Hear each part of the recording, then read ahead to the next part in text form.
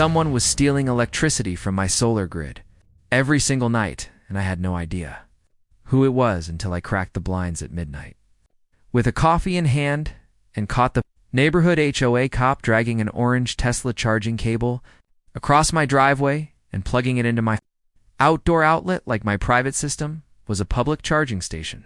Comment below which country you are watching from. The signs had been subtle at first.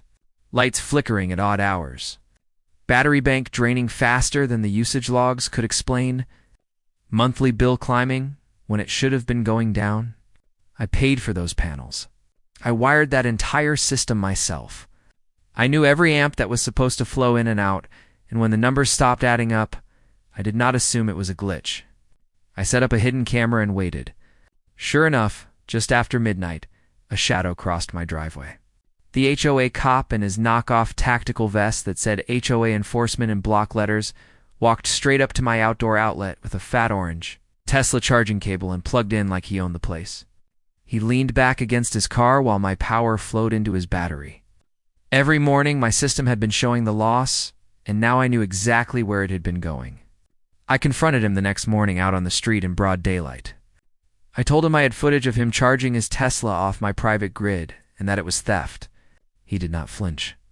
He smirked and told me neighborhood ordinance allowed for emergency charging, that he was authorized to draw from community resources when conducting official HOA business.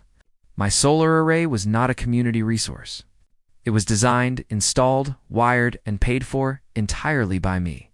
It had never been part of any shared infrastructure, and there was no HOA rule or local ordinance anywhere that gave him or anyone else the right to connect to it.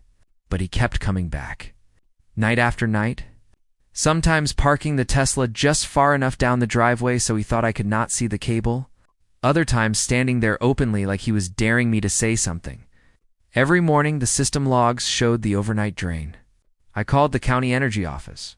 They confirmed that connecting to my private system without permission constituted theft of services under property and utility law, same legal classification as siphoning gasoline from a tank or pirating cable.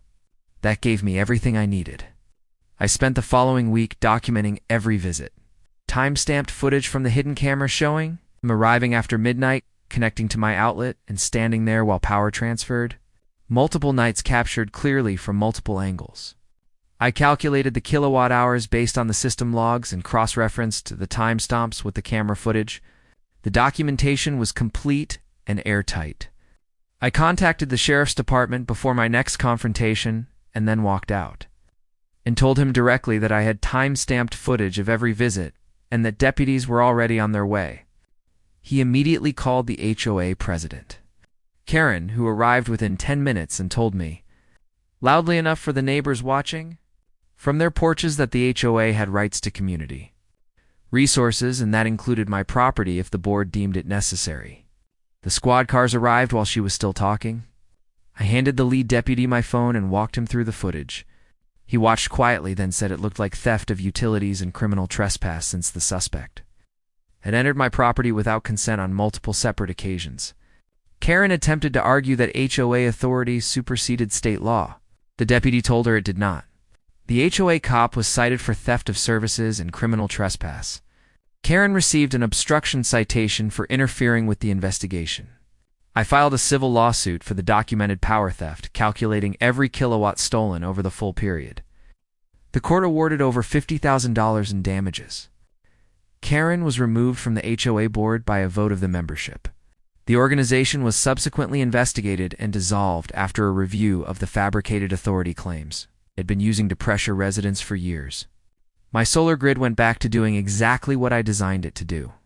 The HOA cop's Tesla sat in my driveway that final night with a completely dead battery after I properly secured the outlet. Some people do not understand that claiming authority does not create it. And stealing from someone who documented everything is never the move they think it is. Drop a like if this story hit different, and tell me in the comments what you would have done the night you saw someone plugging into your private system in the middle of the night.